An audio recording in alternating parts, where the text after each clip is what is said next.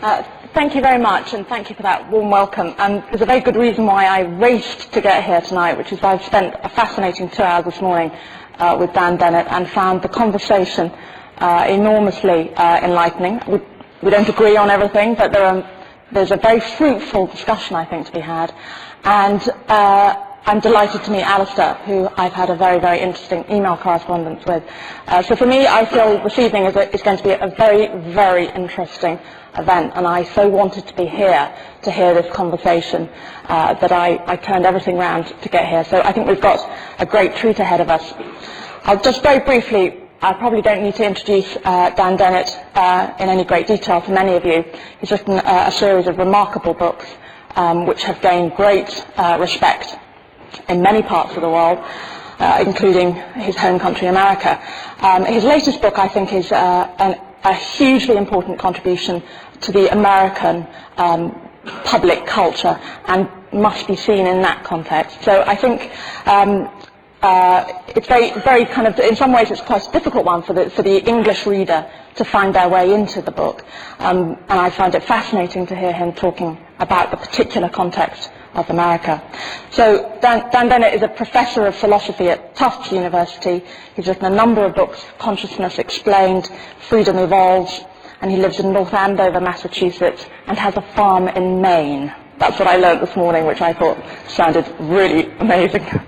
Alister is perhaps one of the most prominent Christian scientists in the UK. He has also written a number of deeply respected books. A former atheist, he became a Christian and has doctorates in both natural sciences and Christian theology, and he has carried out research on molecular biophysics at Oxford, and is currently Professor of Historical Theology at Oxford University. So the plan for this evening is that Dan will speak for about 20 minutes, Alister for about 20 minutes, and then we'll have some time for comments and questions, the part that I will chair. So I think we'll go straight over to Dan. Thank you. I think you're supposed to move off the platform.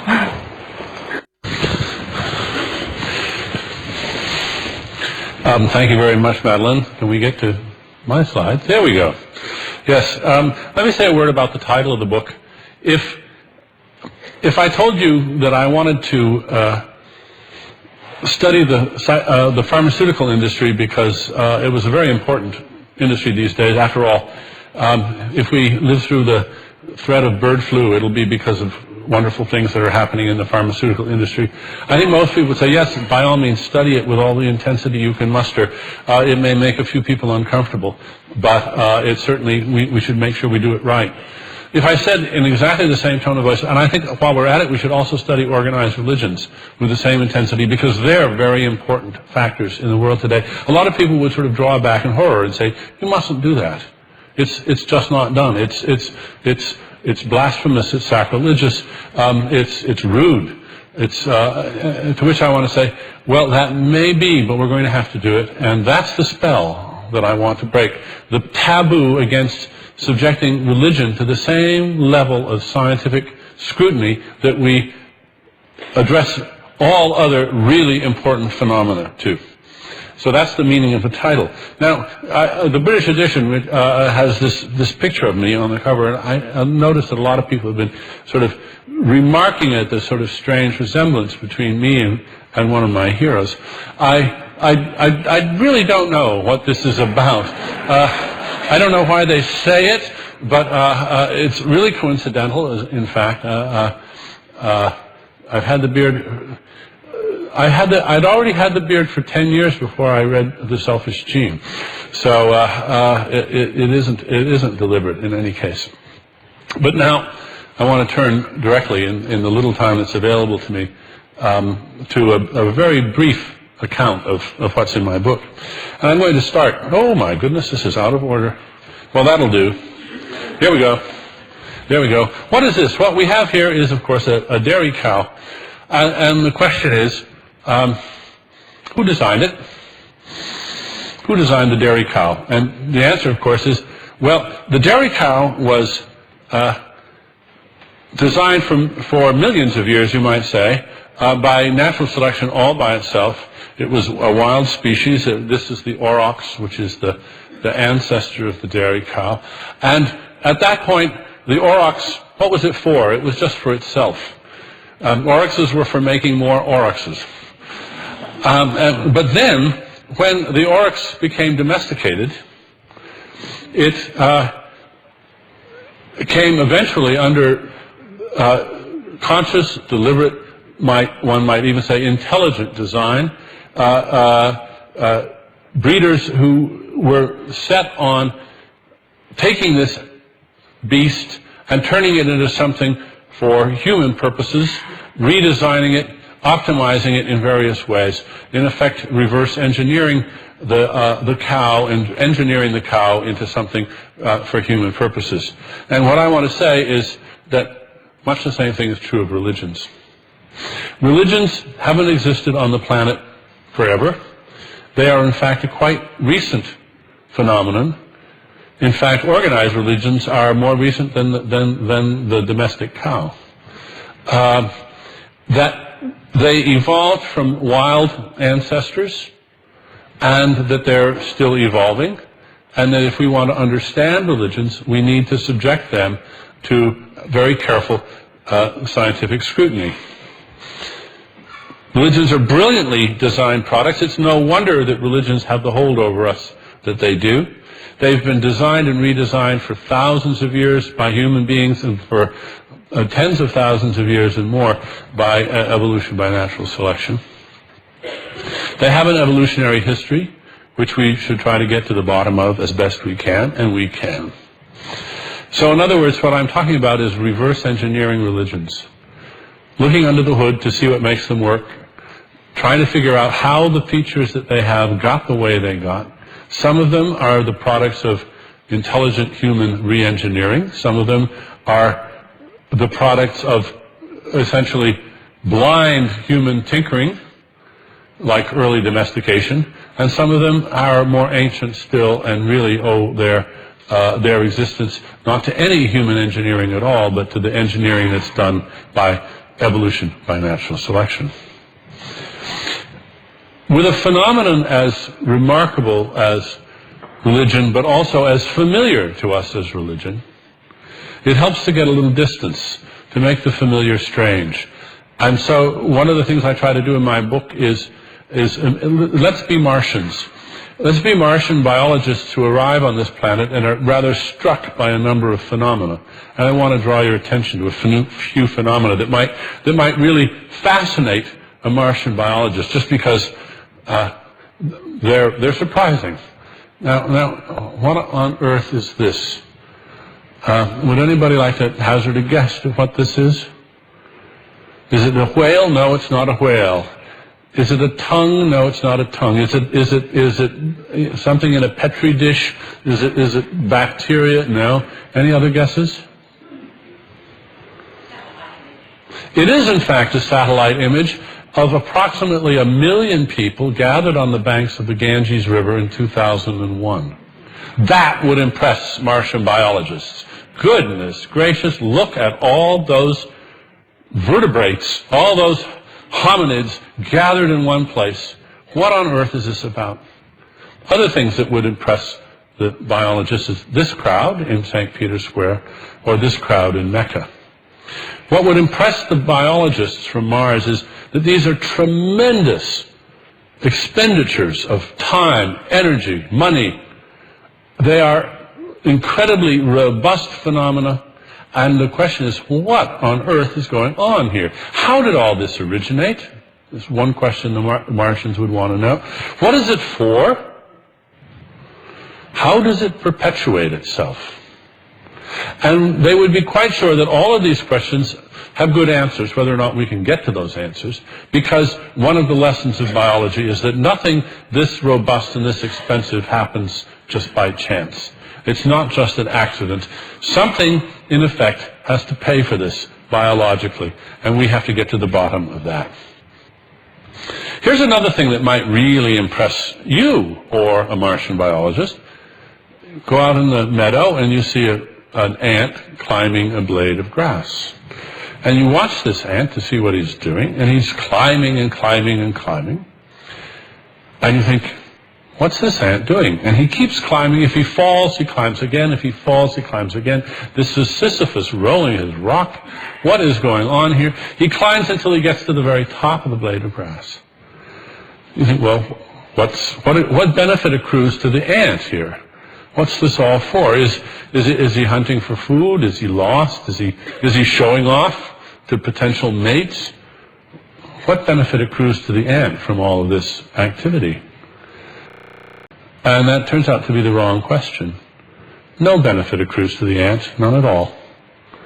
What, you mean, is it just a fluke? Well, yes, it is just a fluke. It's a lancet fluke.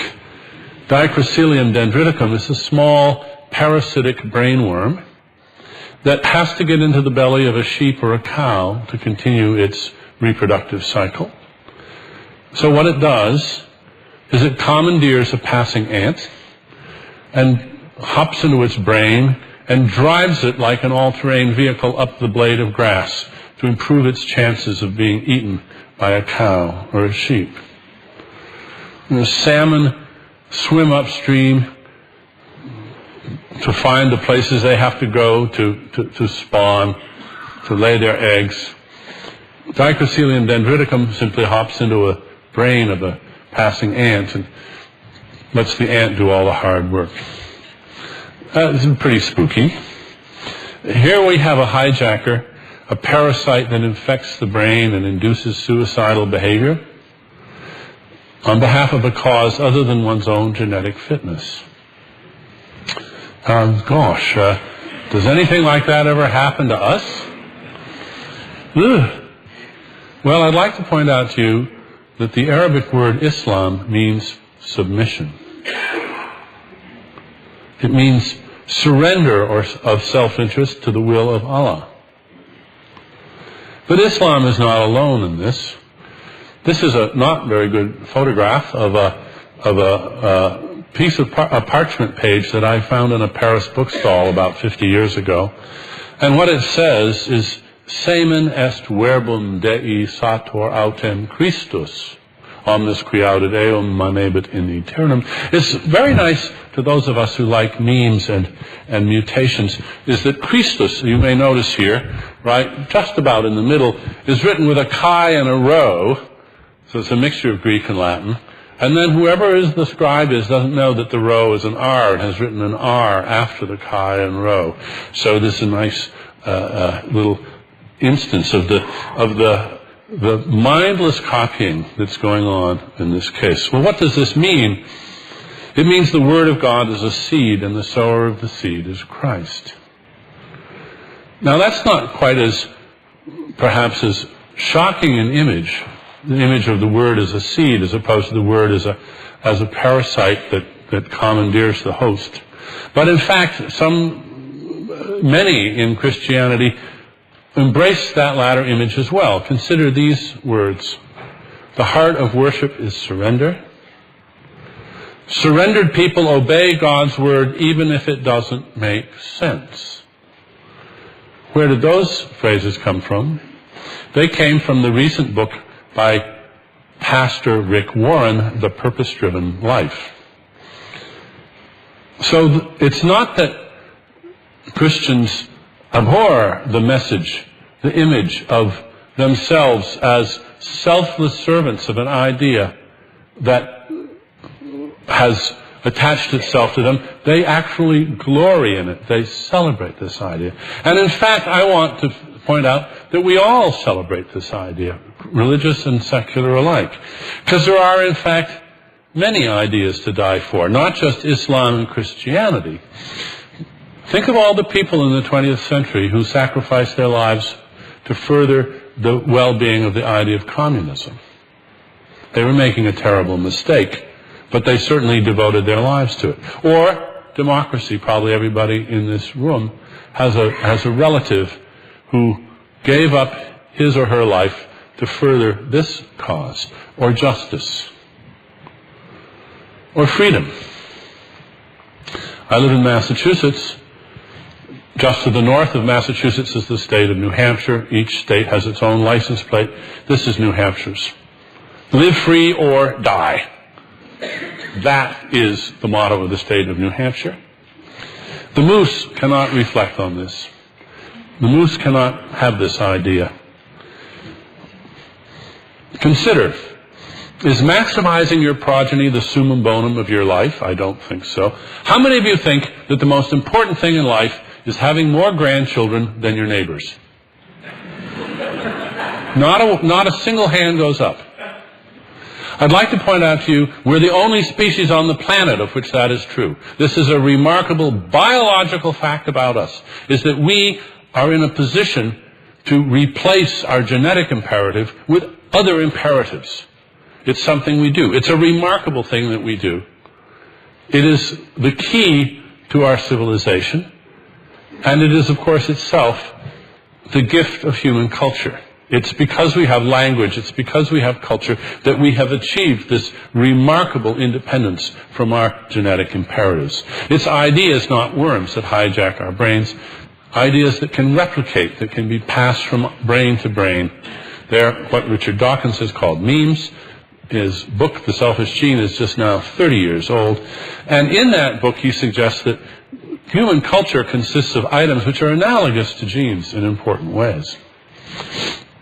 Or to viruses, which, like cultural items, are not alive, but manage to provoke their own replication when they get in the right place.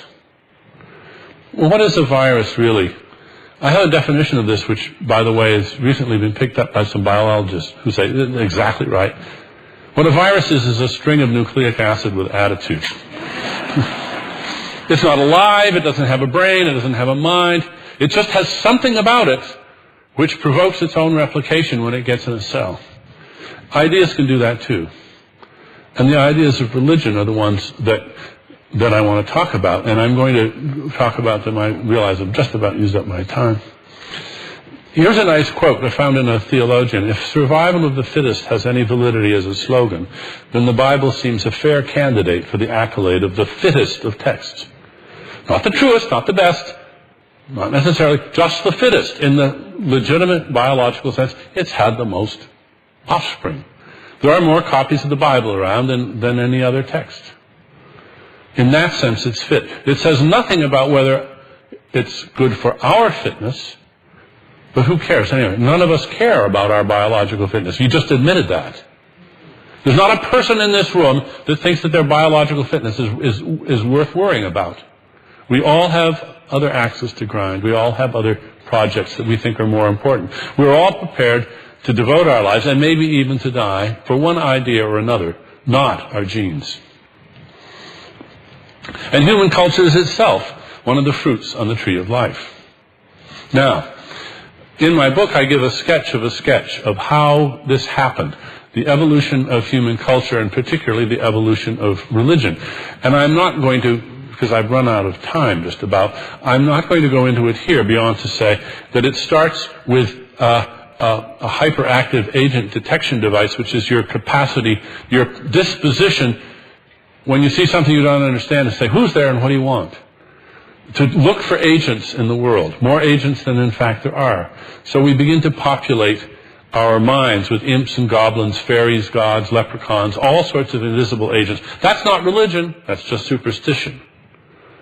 But this is what religion evolves out of, superstition. They compete for rehearsal space in individual brains. And I want to ask the question, what are the winners for? The reason I ask this question is that when people hear, oh, you've got an evolutionary theory of religion, do you? Oh, good. I've always wondered what religions are for. I'm sure they're good for us somehow, because after all, every human group that has ever been studied has had religion, so it must be good for something. What is it? And I say, well, you might be right, but not so fast. Every human group that has ever been studied also has the common cold. What's it for? It's for itself. And it survives because it can. And we have to start there. This is the neutral way to begin. What the winners are for is for occupying the minds they find themselves in. That's all they're for at first. Now, let me let me reinforce this with a little riddle. How are spoken words and folk songs like squirrels, rats, pigeons, and barn swallows? And the answer is, these species are wild, not domesticated, but they have evolved by natural selection to live in our proximity, to depend on us in spite of our not caring for them. We are not their stewards. We are not their owners. They are not domesticated, but they have evolved to exploit features of us. The same thing is true, I claim, of spoken words, folk songs, and what I call folk religions. What are they for? They're for themselves. They happen because they can. But now let's consider sheep. How clever a sheep it was that they acquired shepherds. What a good move. In one stroke, they could outsource all their problems, their protection from predators, their food finding, their health maintenance, all at a cost of a loss of free mating. And it was a tremendous fitness boost to them. There are millions and millions, hundreds of millions of sheep in the world today. Very few of their closest relatives survive in the wild at all. Of course, they did pay the price of having smaller brains. And as we know, sheep are actually very stupid. It wasn't the sheep's cleverness at all. Well, whose cleverness was it then? This is where Francis Crick's joke about Orgel's second rule comes in. Evolution is cleverer than you are. Notice this is not intelligent design. Francis Crick would not assert that intelligent design is true. What he is saying is evolution, the process, is mindless and stupid and purposeless, but the designs that it comes up with are breathtakingly brilliant, ingenious beyond description. The products are brilliant, the process is not. And it is the process of evolution that is responsible for the cleverness of these moves. What I want to say is that the wild means of religion got themselves domesticated. They acquired stewards who were prepared to devote their lives to their flourishing. Once the means of religion become domesticated, now they're for something. Aurochses were just for aurochses, for making more aurochses, but dairy cattle are for us. We own them. And once domesticated God memes came into existence, we could start thinking about what they might be useful for. I've run out of time, so I will just mention a few things that everybody knows about. No, everybody doesn't know about Julian Jaynes' brilliant idea that memes are basically, that religious God memes are basic. One of the main purposes of them is to help us with decision making. He imagines it was very hard for people to make up their mind, and they needed a sort of super-duper coin flipper to convince them to stick to a decision once they'd made it. And they hit upon many methods, basically consisting of ask the gods what to do, and the gods will tell you. You don't have to understand why it works. You're still the beneficiary. It makes you more resolute, and it might actually be better than a coin flip. Doesn't have to be. It makes you resolute. Or as placebo effect props, I won't go into that. It's an interesting story, but I go there because I want to remind you of everybody's favorite, which is as surrogate police. The story they tell about a little town in Maine where when you enter the town, there's a sign saying, welcome to Brooksville. And then there's another sign which says, your speed controlled by radar. And somebody asked one of the selectmen, says, gee, that must be pretty expensive. He said, no, it costs about $5. What? Now I got a piece of plywood and I painted it and I wrote the sign. That's all. You don't actually have to have the radar. You just have to have the sign that says speed controlled by radar. So that's certainly one of the uses that God memes have been put to. So my claim in the book is that organized religions descended from folk religions, which were wild. And when we became conscious, deliberate stewards of our ideas, this changed everything. Here's a famous case, the cuckoo chick. It doesn't know what it's doing, but it's the beneficiary. Cuckoos, as you know, are parasites. And the first thing they do when they hatch is they try to push all the other eggs out of the nest. It's very purposive, but they don't understand why they're doing it. But the rationale is unmistakable. It's what I call a free-floating rationale. It's Mother Nature's rationale. It's in order to maximize the food intake of the parasite, and the host birds will come and feed it. The chick has a tiny little brain. The chick doesn't understand this at all. Many of the means of organized religion, many of the adaptations of organized religion are like this, in that the people who engage in these behaviors are completely innocent.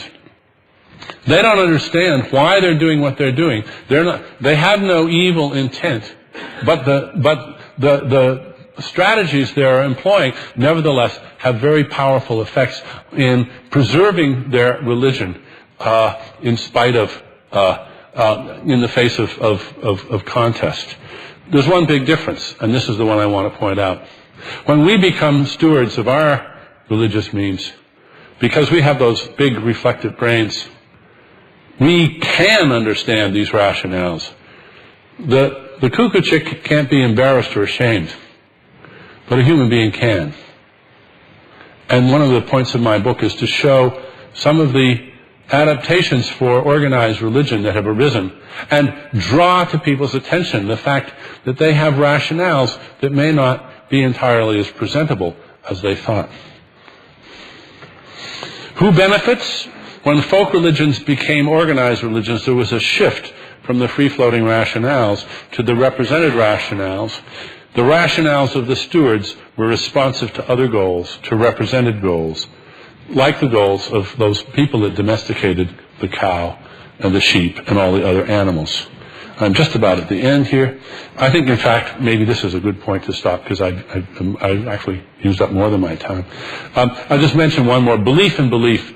This is my favorite part of the book. Some people believe in God. Some people believe in belief in God. And I want to point out, more people believe in belief in God. Really? Sure.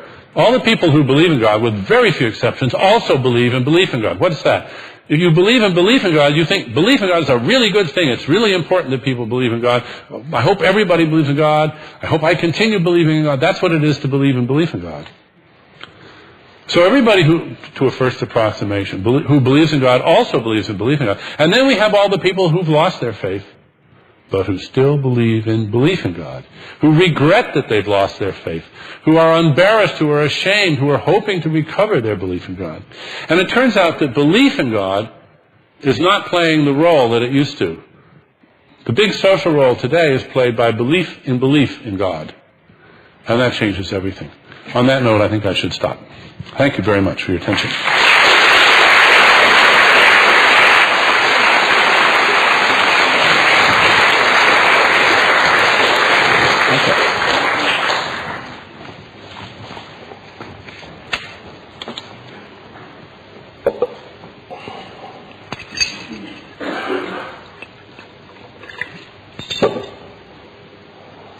Well, I'd like to begin by thanking Professor Dennett for writing such a marvelous book, by getting a very good discussion underway.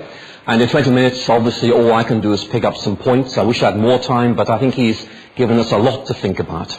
I've called this lecture The Spell of the Meme.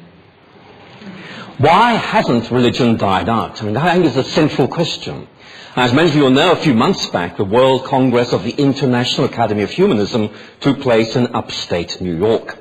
And its organizers, I think, had no doubt of the urgency of their theme. Religion is regaining the ascendancy. Humanity is facing a new dark ages. And the speakers were trying to work out how on earth they could get rid of the God delusion, one of the many barriers that need to be swept away if humanity is finally to come of age. And I think it's a fascinating glimpse of the crisis of confidence that I see gripping atheism at the moment. As Guardian columnist Madeline Bunting, who is with us tonight, pointed out when commenting on a recent TV program, there seems to be a loss of faith of some sort going on here. She writes, behind unsubstantiated assertions, sweeping generalizations, and random anecdotal evidence, there's the unmistakable whiff of panic. They fear religion is on the march again. I think you can see what Madeline means, that, belief in God was meant to have died out years ago. When I myself was an atheist back in the late 1960s, everything seemed so simple. A bright new dawn lay just round the corner, religion would be relegated to the past, a grim and dusty relic of a bygone age.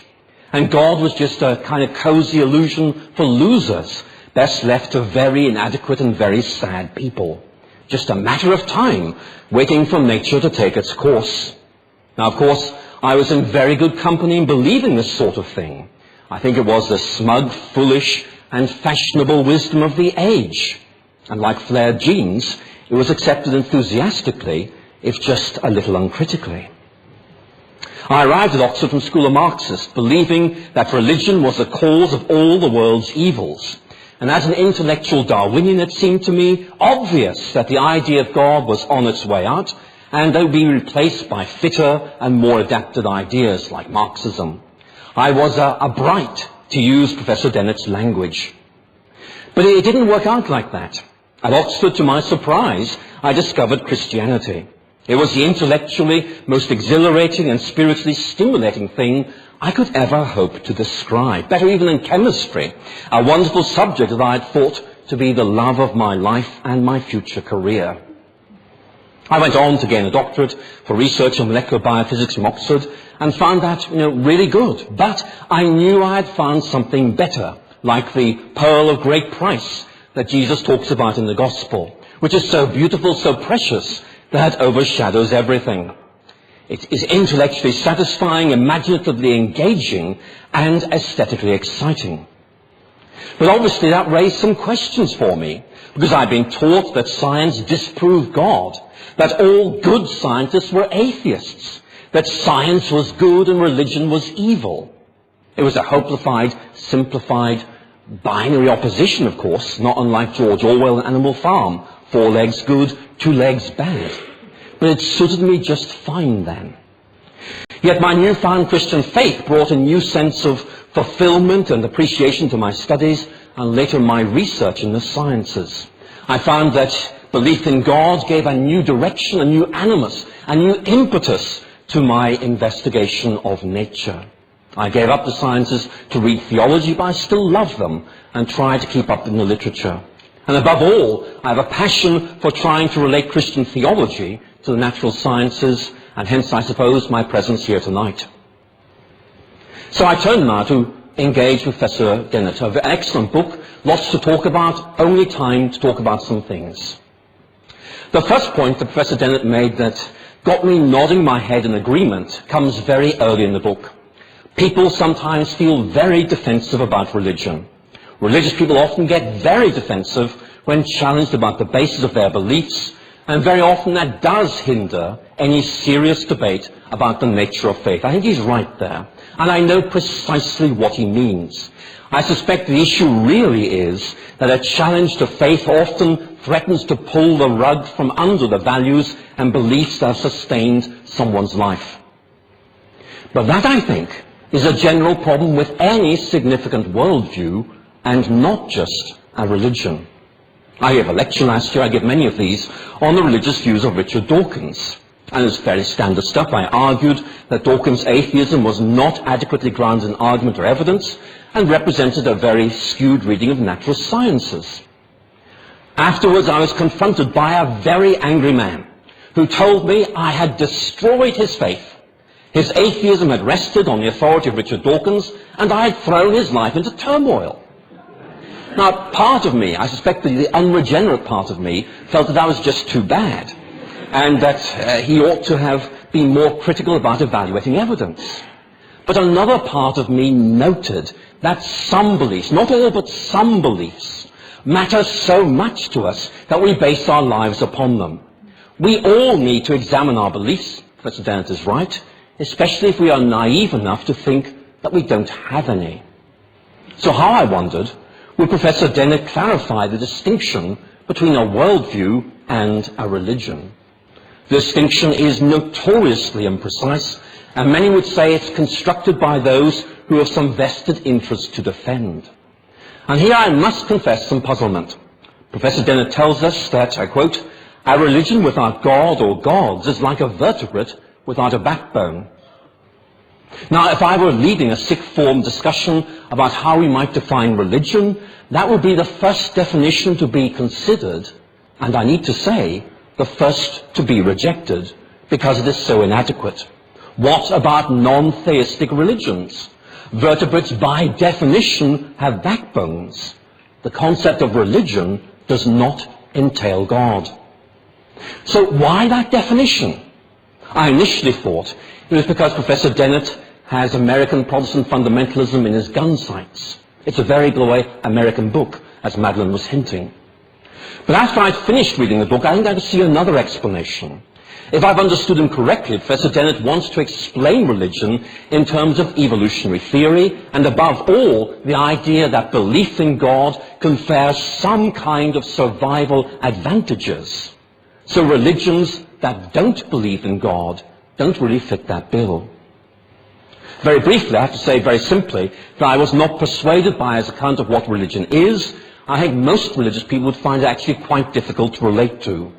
Perhaps I wonder it might tell us more about what leading figures in America's political intellectual left think about religion, which I think is a rather more different and possibly more interesting matter. So let me now turn to what I think is the most interesting aspect of this book, its appeal to science. And it's an area that excites me, and Professor Dennett's earlier book, Darwin's Dangerous Idea, shows that he has mastered some of the intellectual issues that he'd need to address in this book. And I would place Professor Dennett, broadly speaking, in the naturalist explanation of religion, which includes Ludwig Feuerbach, Karl Marx, Sigmund Freud. Whatever the benefits of religions might be, and there are some, Professor Dennett and these writers would argue that they arise entirely inside human minds. No spiritual realities exist outside us. Natural explanations may be given of the origins of belief in God. Now, I hesitate to mention this, but this does rather seem to be a circular argument that presupposes its conclusions. So, what models does Professor Dennett propose for the origins of faith in God? And I was delighted to find a rich range of explanatory approaches in this book. One is the sweet tooth theory. On this approach, just as we have evolved a receptor system for sweet things, so in a similar way, we might have a God center in our brains. Such a center might depend on a mystical gene that was favored by natural selection because people with it tend to survive better. Just a moment, I thought, where's the science? Where's the evidence for this? Instead, I found mights and maybes, speculation and supposition, instead of what I would hope for, which is evidence-driven and evidence-based argumentation. And at points I did feel that these theories are evidence-free and somewhat speculative. For example, we are told, as we were told a moment ago, that religious ideas could have spread from individual superstitions via shamanism and the early wild forms of strains of religion. Very interesting. But the evidence I'd like to see. I don't really see, for example, enough engagement with the history of religions, above all Christianity, which has plenty of history. Reminds me of some of those TV ads. This could help you lose weight as part of a calorie-controlled diet. Could. The TV ad writers would love to be able to say their product was clinically proven to do these things.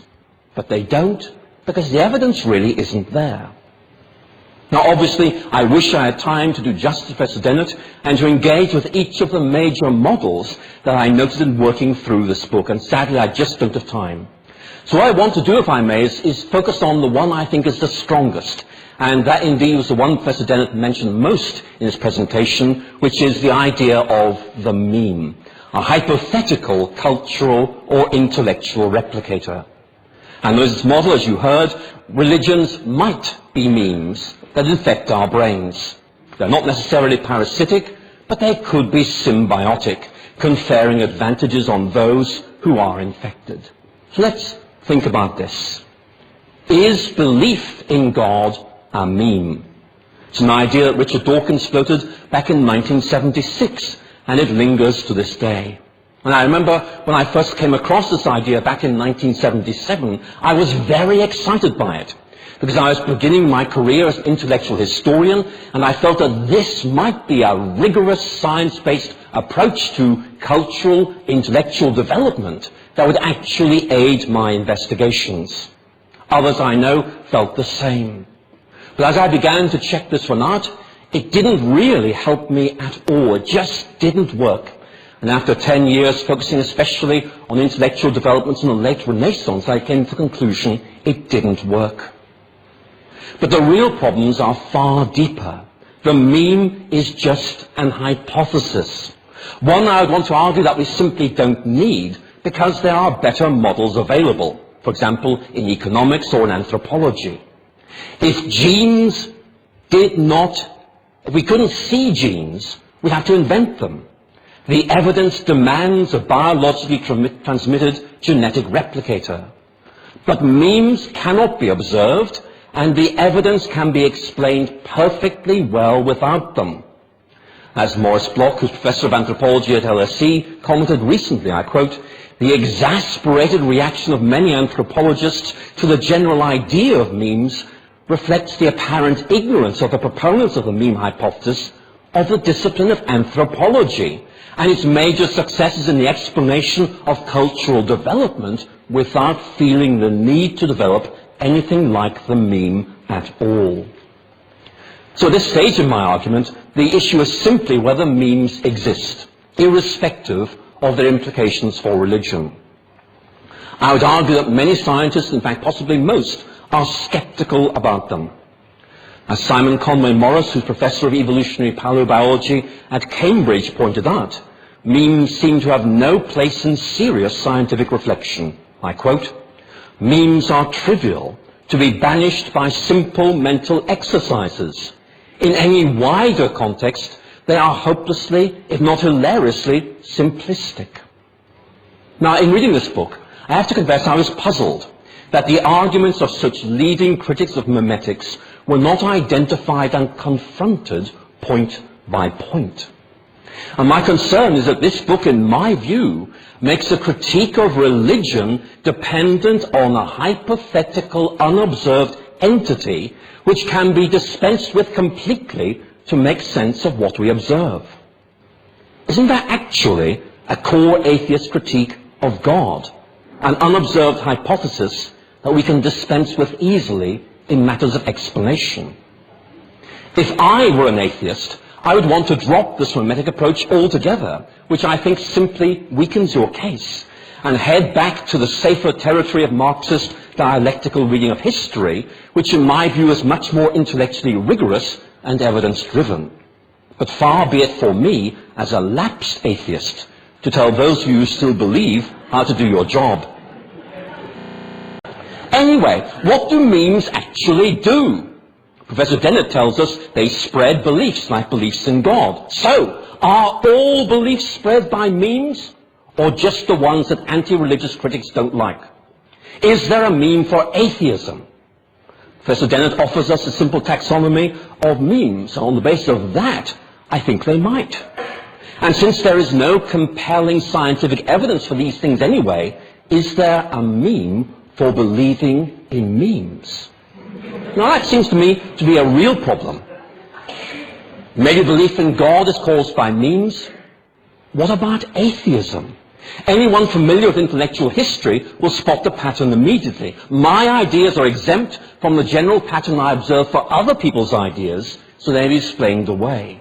And I worry slightly that Professor Dennett heads in that direction at one or 2 points. Let me ask this question once more. Is it just belief in God that is a meme? Surely atheism is as well. Now, I emphasize that point because last month I debated Susan Blackmore, England's most able defender today of the meme hypothesis, at the Oxford Union, a debate on the meme. And we had a great time talking about every aspect of this, and I put precisely that point to her. Is atheism a meme? Her response was immediate and enthusiastic. Yes, it is. So I want to ask a question. Is Dr. Blackmore wrong when she affirms atheism is a meme? Because if so, you can see surely all viewpoints are affected in the same way, whether religious or anti-religious. Which, I wonder, is mimetic orthodoxy and which is mimetic heresy, the same way as belief in God, and I would argue with equally negative consequences. But my real question is actually this: how would Dr. Blackmore and Professor Dennett be able to settle that particular point scientifically? If they are not able to do so, then we have a non-scientific debate about imaginary entities hypothesized by analogy with the gene. And we all know how unreliable arguments based on analogy can be. Witness, for example, the fruitless search for the luminiferous ether in the late 19th century based on a hypothesized analogy between light and sound. It was analogically plausible, but it was non-existent. The analogy was simply invalid. Richard Dawkins tells us that memes are merely awaiting their Crick and their Watson. I think they are merely waiting for their Mitchelson and Morley. Finally, I was glad to see Professor Dennett and I have so much in common. We both love democracy. We both love freedom, science, and lots of other things we've explored later. We both also abhor violence and oppression. And Professor Dennett in this book argues that religion has on occasion encouraged both of those. And I agree with him. That's a fact of history. Yet one of the things I most regret about this book is that it excoriates religionists for their contributions to conflict and violence down the centuries, but doesn't note atheism's failures in precisely those areas. I searched in vain for even a mention of Lenin or Stalin, each of whom launched violent programs of repression based on their atheist worldviews against Christianity and Islam. That's a fact of history as well. Now, Professor Dennett might respond, and in fact, I think he would respond, by saying that these are not typical of atheism. And I would believe he'd be entirely right to make that response. But neither are the excesses of violence and intolerance that he does mention in the book typical of religion. One simply cannot represent the pathological elements of any movement, whether religious or anti-religious, as if they were normal or typical. Few of us in this audience tonight are in favor of fanaticism, but it's clearly possible to be a fanatical atheist as much as a fanatical religionist. It's fanaticism that seems to me to be the problem, not so much religion or indeed anti-religion. In Oxford at this moment, we are indeed facing a threat from one of the most fanatical groups in British society today, animal rights protesters. They are not religious. They are driven by an ideology, by a worldview. Surely, it seems to me, our common enemy is the fanatic first and foremost. But it's a clear factual error to assume that this is limited to or necessarily characteristic of religion. I must end. And I do so by repeating my thanks to Professor Dennett for writing this book, and my apologies to him and indeed to you for only being able to engage so briefly with so few themes in this book. I believe it helps move the debate about the place of religion into a new and more helpful place, and look forward to our interaction on these themes. Thank you.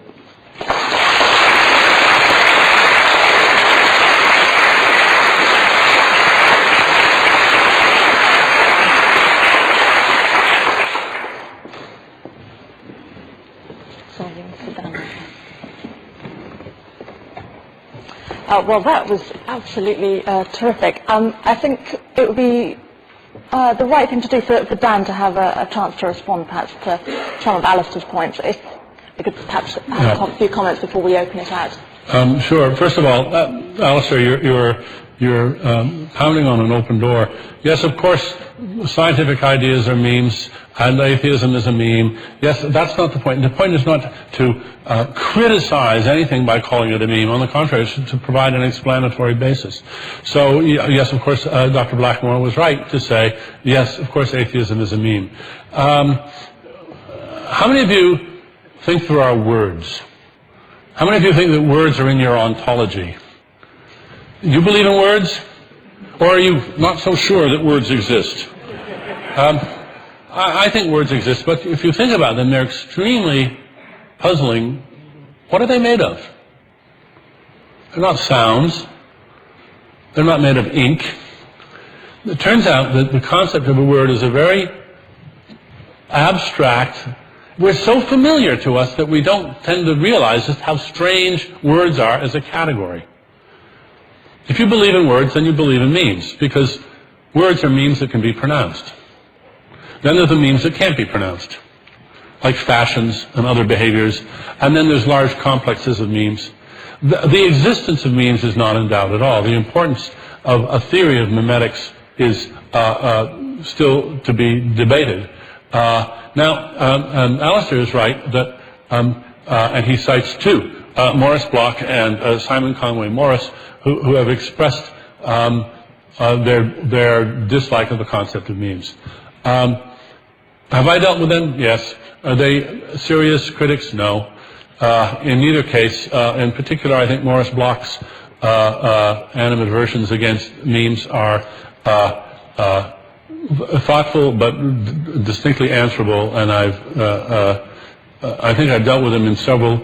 My book has several appendices that deal with the objections to memes, and I think that there one finds good answers to the best criticisms by the anthropologist Dan Sperber and his colleagues, for instance, and others. So the idea that what you've heard is a sort of reductio ad absurdum of memes is, I think, just absurd. You haven't heard a reductio ad absurdum of memes. The concept survives quite well for another day. He says correctly that he finds in my book much speculation, much hypotheses, and not much evidence. Well, there's some evidence, and I say very explicitly throughout the book, this is just a sketch of a theory so that you can see what it would be like to have a natural theory, a theory of religion as a natural phenomenon. I explicitly say, I don't claim to have proved any of this. If you don't like my theory, replace it with another one that's better, one that is better supported by evidence. I give a sketch of what I think to be the best hypotheses that have been devised so far, and I do talk about the evidence for them, and there is actually significant evidence for them. I don't claim to have confirmed any of it.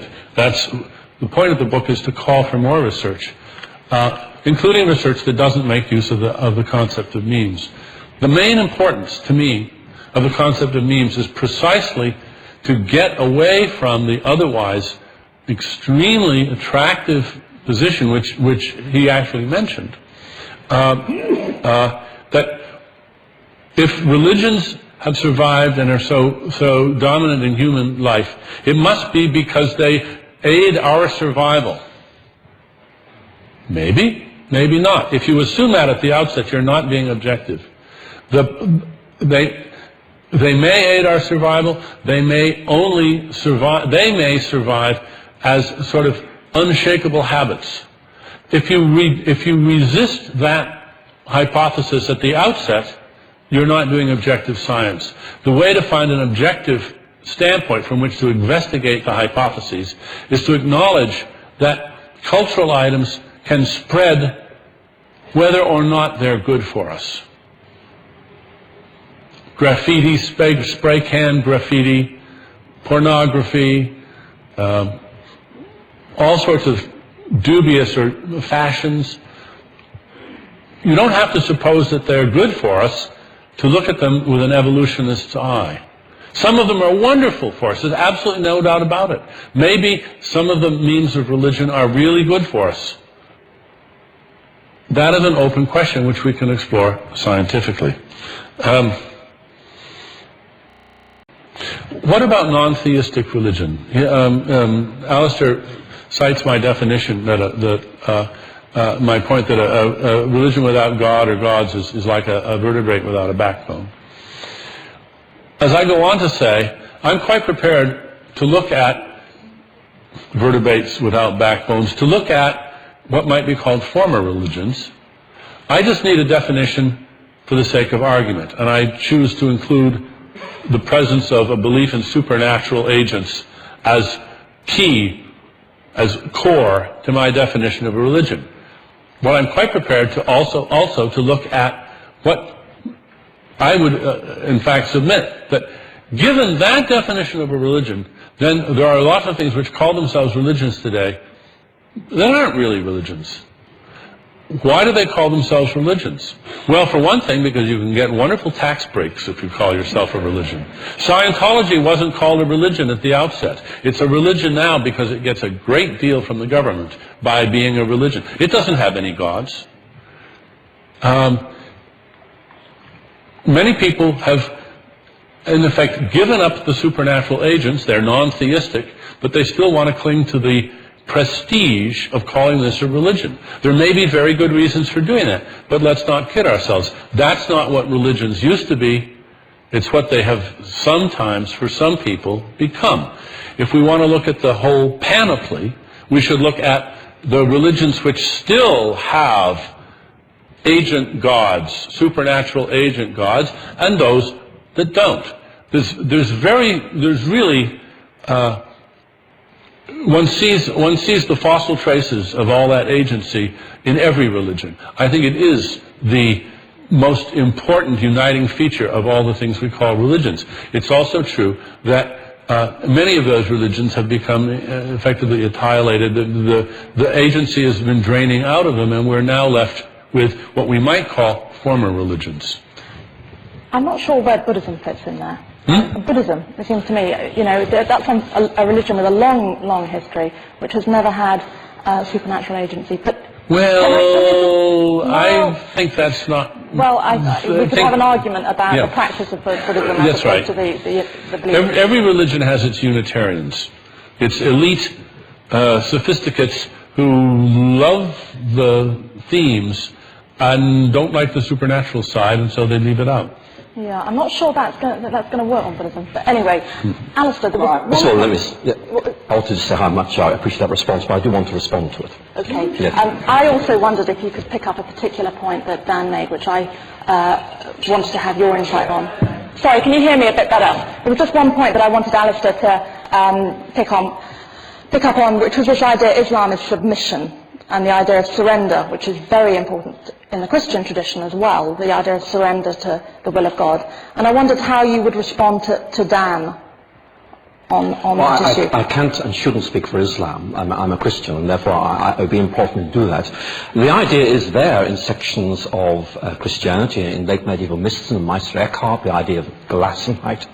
But it's always this idea that there is this belief in God which is seen as the one thing in life that really is worthwhile and may be trusted. And therefore, if you're going to submit yourself to anyone, and we all exist in networks of submission and relationships, that is the way these things work, then the point being made is simply if there's anyone who has who is worth submitting to, it is God. So it's that kind of idea, the recognition that there is something here about this agent and about no other, which might merit you orientating yourself towards that agent in how you behave and indeed how you think.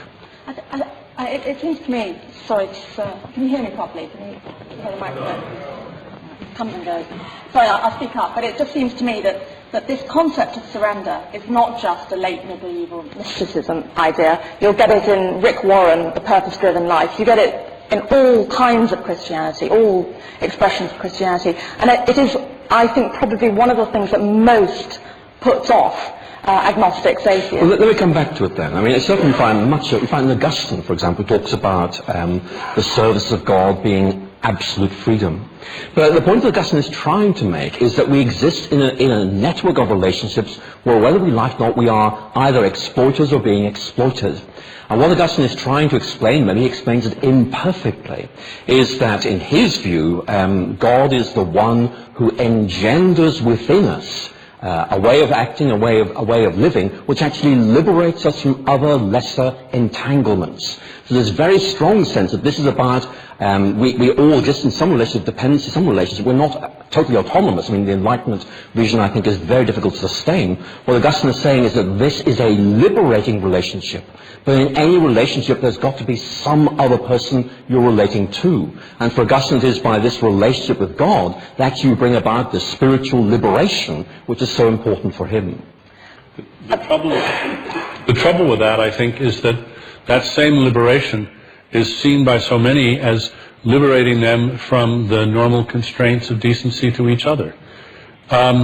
When to me, one of the most dangerous ideas in religion is the idea that your allegiance to your God liberates you from the sense of common decency towards other human beings who may not share your faith.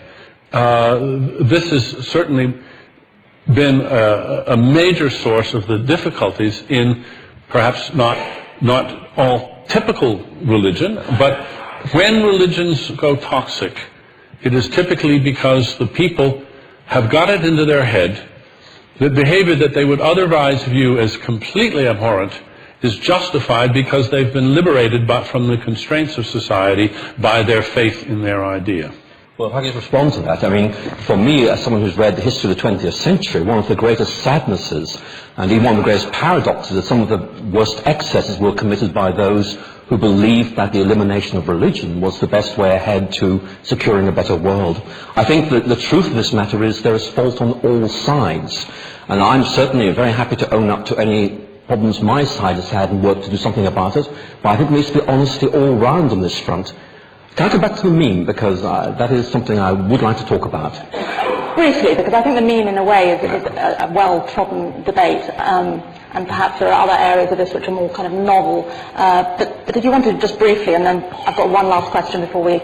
In 1 minute, I mean, I studied neo-Darwinism. It's compelling all the way, from Mendel through to the existence of DNA, to its apparent structure, to its clarification of its genetic role. I mean, I am forced by the evidence to say that's the way it is, and that's it.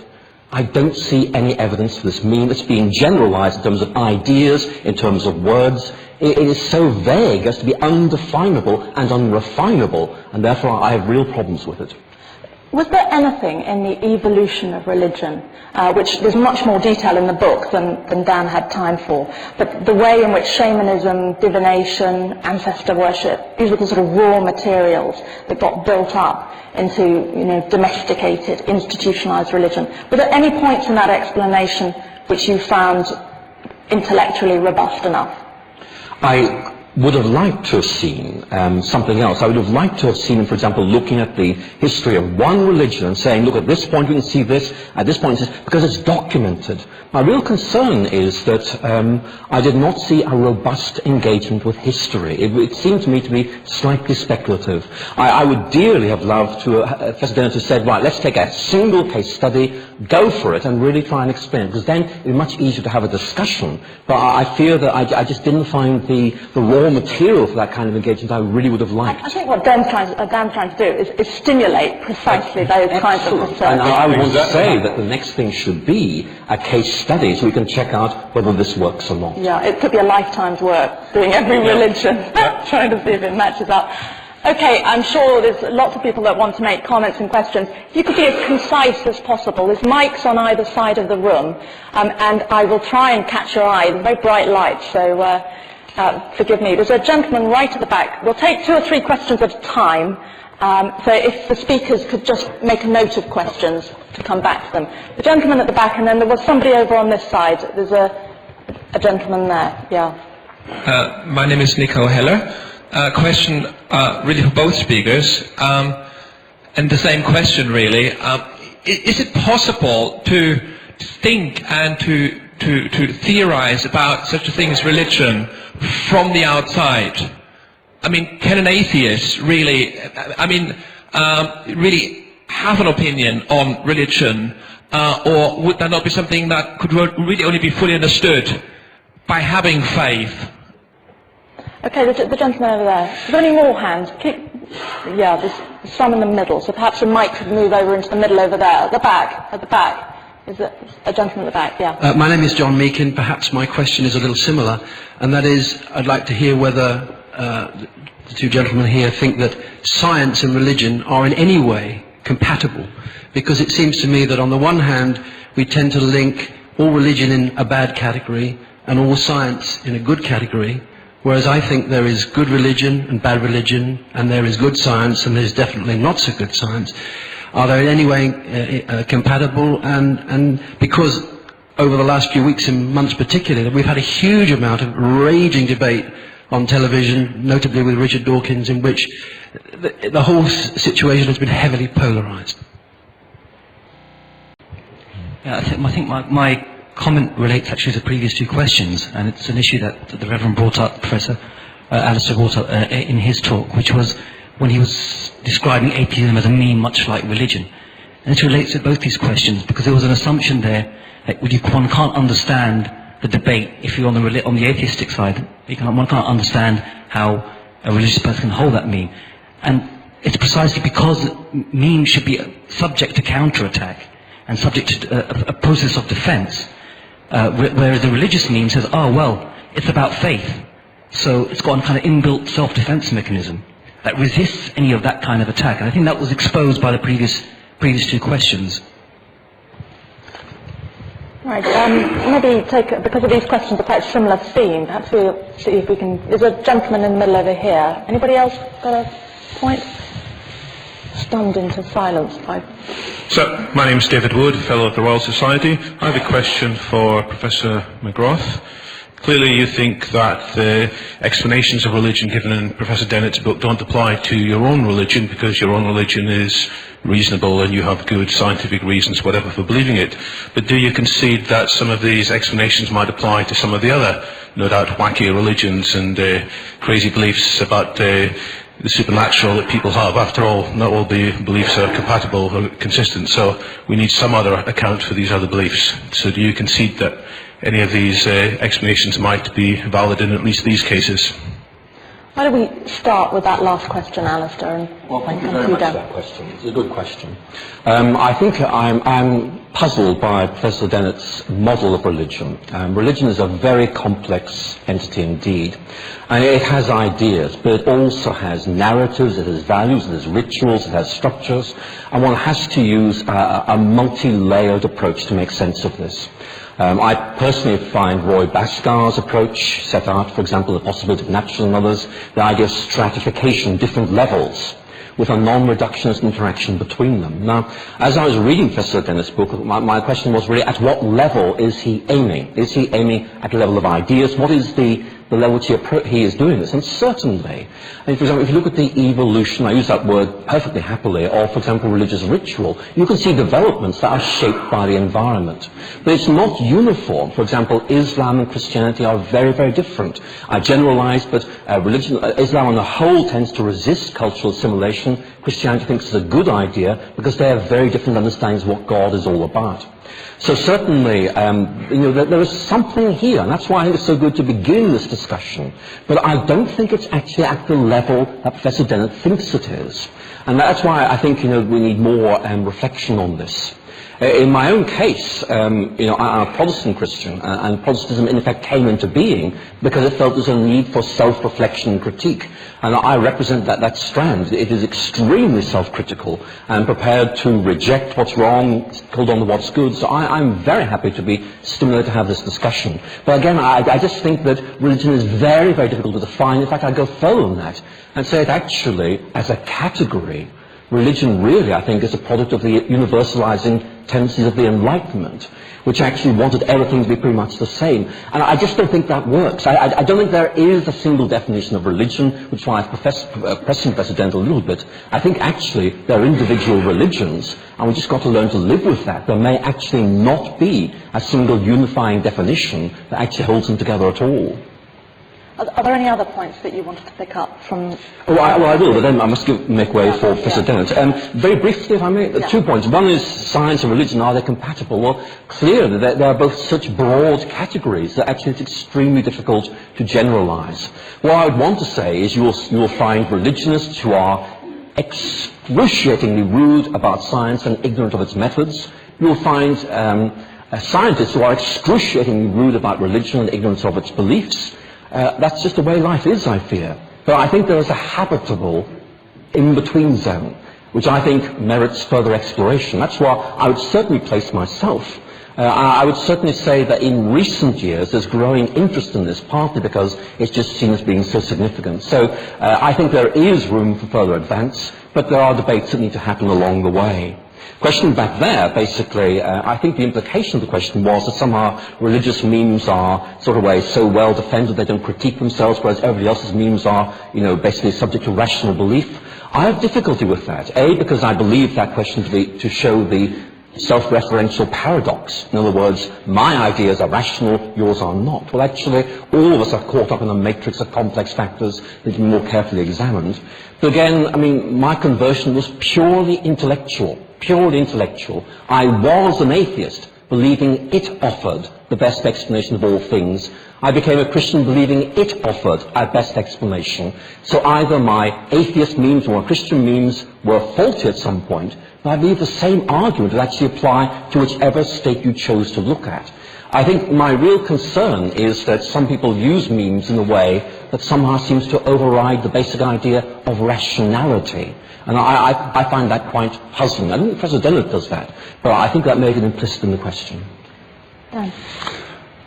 Let me deal with those questions in turn. Can we study religions from the outside?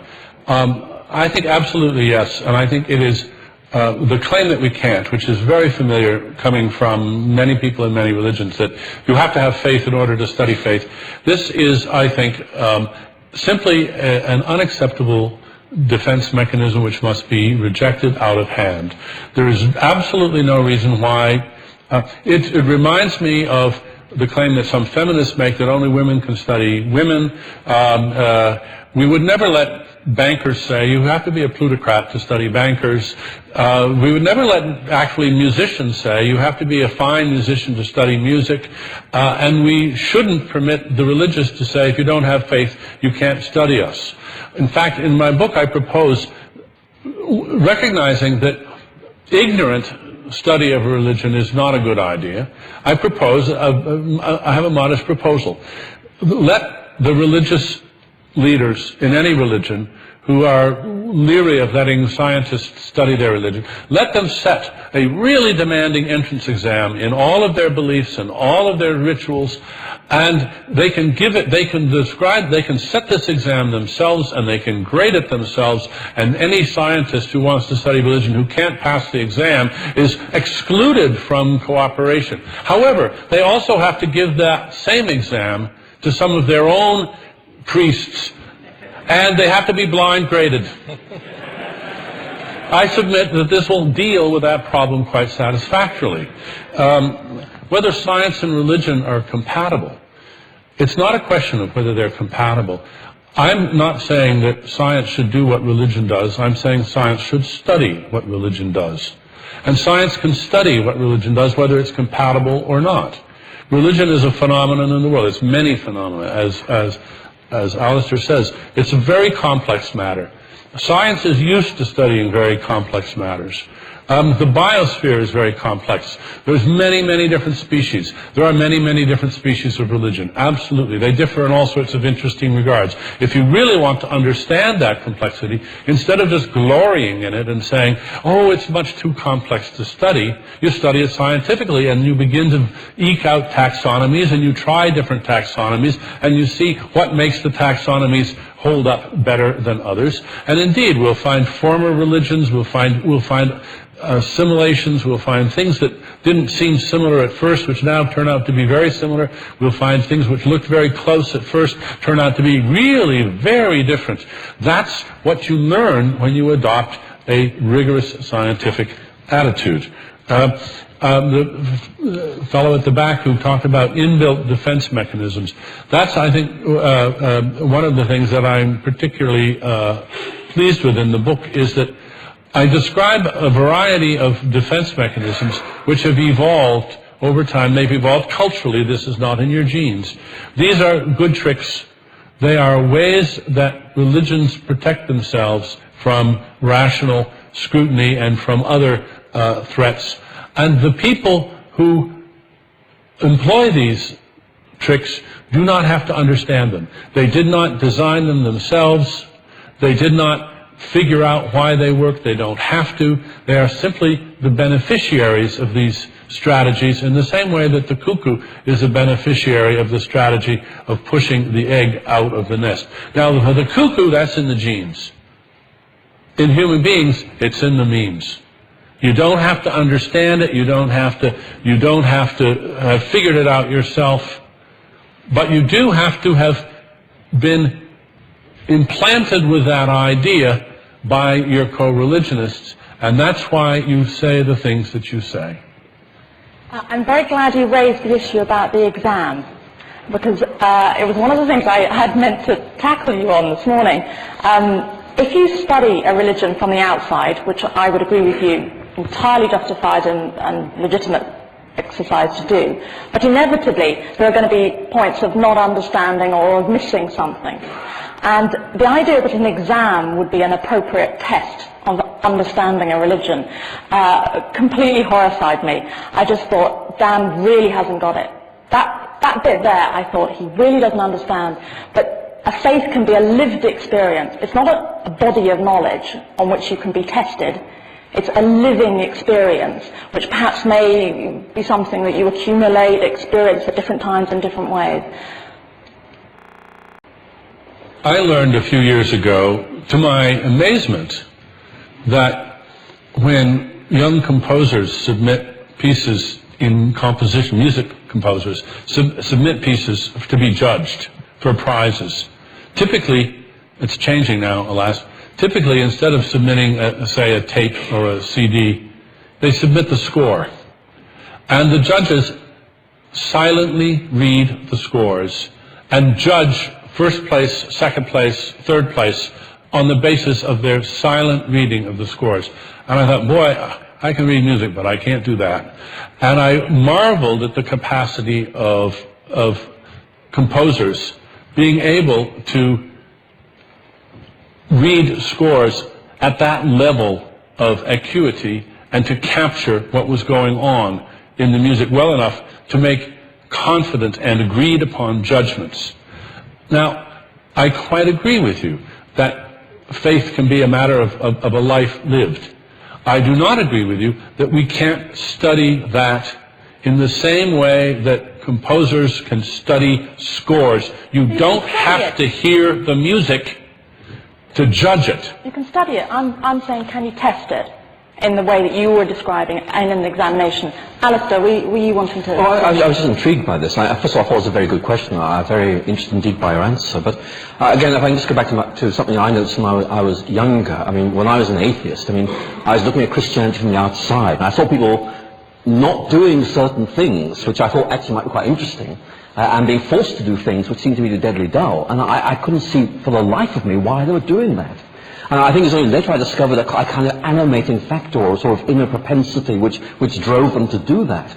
And so in terms of watching something from outside, it's like watching a play. You see people moving, but you don't get the plot. It is a very complex thing. I think you're right to say one must be able to judge, must be able to analyze, but there's always the risk that there's a lack of sort of intellectual empathy, if you like, with what might be going on beneath the surface. That's true, that's a risk, but there's also a risk, especially if you're inside, of overlooking the other explanation, which might be that, first of all, I would submit that just as when you speak your language, you don't know how you make up sentences, you have no inkling as to how you parse sentences, how you know which sentences are grammatical and which not. If you want to study that, you study it with linguistics. And it might also be true that the very behaviors that you are marveling at from the inside have an explanation that's completely alien to you, which you dislike intensely,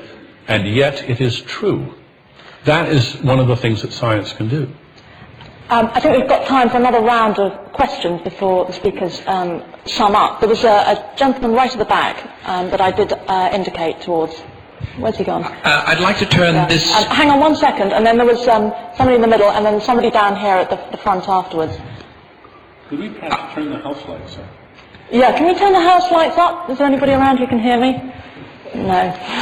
Sorry, Dan. I'd like to ask the same question, but turn it on its head.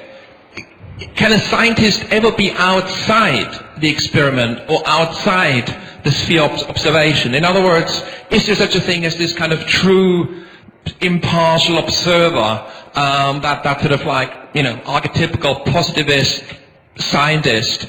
And if so, how would that scientist, what would that scientist look like? Question over there. This is a question to Professor McGrath. Do you find it significant that the word religion is hardly ever used in the New Testament. I think it's only ever used either of the what you might loosely call the pagan religions, or in the letter of James, I think it's used of what is essentially a first-generation Christian Judaism. But you wouldn't find it, for example, in St. Paul's writings, I think, and I don't think you'd find it in the Gospels. Now, do you think that has any significance? And if so, in relation to this discussion, what is that significance? The gentleman here at the front, if you could pass the mic over, please. Thanks. And if the mic can get down here, there was somebody here. Put your hand up so the mic person can see you. And please, put your hand up if you have any other questions. I'm keen to get as many in as possible. On the assumption that there is one eternal God, just one, been there forever, it does puzzle me, and I'm just wondering what the two panelists think. Why has one God brought different religions, Buddhism, Judaism, Christianity, Islam, and the different sects within all these religions? Why has he confused all of us by bringing these different religions, and yet there's one eternal God? Great. I find it very puzzling. Good question. Someone over here. You're using the idea of memes to undermine religion, but in doing so, aren't you also undermining your own ideas? If memes are ideas for themselves, then they're not about truth. If they're about themselves, then they're not about truth.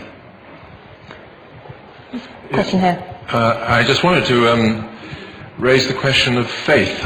I wonder whether, and I suppose it's addressed to Professor Dennett, whether we aren't talking of a completely different phenomenon. You mentioned the fact that many religions ask us to submit to God. That, of course, is very similar to the marriage ritual as traditionally conceived. You promise to love, honor, and obey. In other words, you submit to another person. And this is regarded as a kind of existential change. You're not now the same person after that commitment as you were before. And most religions also think that faith is like that. That there is an existential change. You're a different kind of person. This isn't a meme in this. I mean, you seem to think that all ideas are memes, but it's not like suddenly grasping Gödel's theorem, or coming to understand at last, the Wagner operas. This is a transformation of the personality, and that suggests that there's something more to this phenomenon than just the action of a meme on the intellect. Any other comments or questions? No. Great. I'm wondering who wants the last word. Well, All right, Dan. I'm ready to go. Let me take those questions in turn.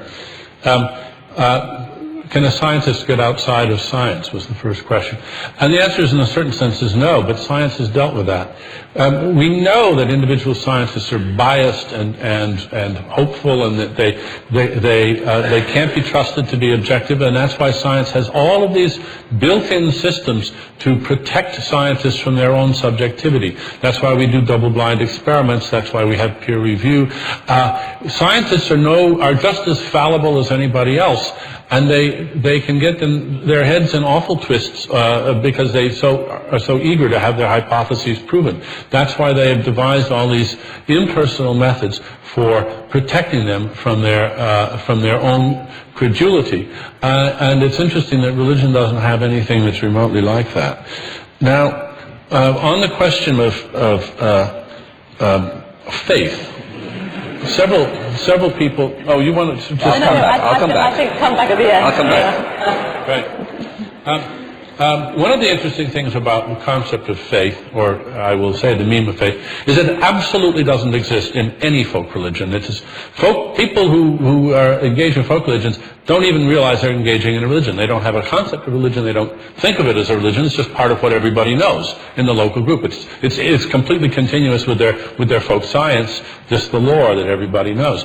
The very idea of faith is a late development in the evolution of religion that's only found in some religions, and it is a particularly adaptive meme of the Abrahamic religions, and that's an interesting fact about it. Now, as to the question of how would on the assumption there's one God, why did that God permit all these different religions to flourish? Well, I guess it was a test of faith, wasn't it?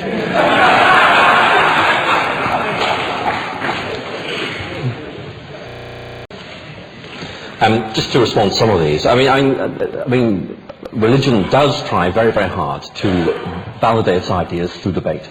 In the case of Protestantism, it's through the idea of the priesthood of all believers, which means there is no elite.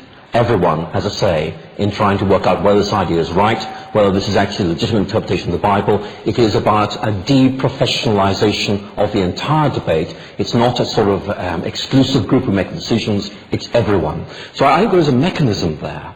The point about the New Testament, I think there is a very important point there. The New Testament doesn't really use the word religion at all. It's not a New Testament word really, in any sense of the word. The fundamental theme is faith.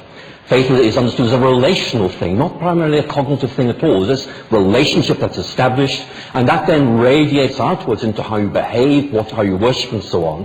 And as you will know, writers like Dietrich Bonhoeffer, Karl Barth would say that religion may be stripped away, and faith is what's left behind, and that's what really matters. It accretes a religion. In other words, as a snowball might accrete further layers, but actually the real heart of the matter is this thing called faith. And again, that's why I'd love to see a much more nuanced understanding of what religion actually is, because it seems to me that is very, very significant here.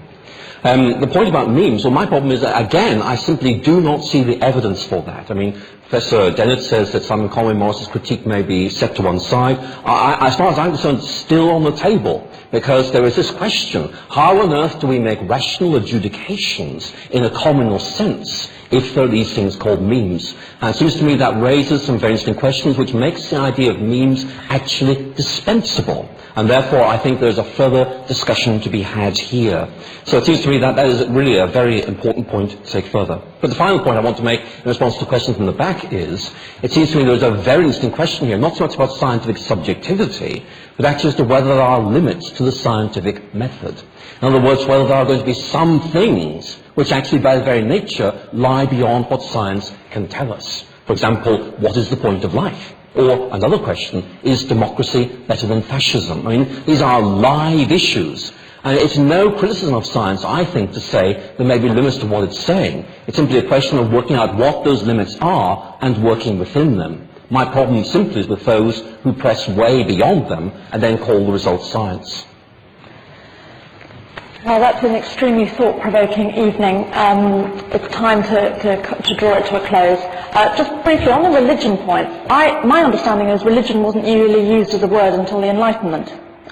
It's a Latin word, religio, meaning things that bind people together, and primarily designated the Roman cult, which gave the Roman state a sense of identity. But did they use the word religion? Lucretius does. It's used, but it became the preferred word for what we observe. Yeah. So many, many thanks for coming. Many thanks to Dan and to Alister for an absolutely fascinating evening, which I suspect, if ever anybody else is like me, will be going away and thinking about many of the issues that have come up this evening for a long time to come. I do urge you to buy the books. They're outside, and you'll have plenty more to think about after you've read them. So many, many thanks for coming, and many thanks to Dan and Alister.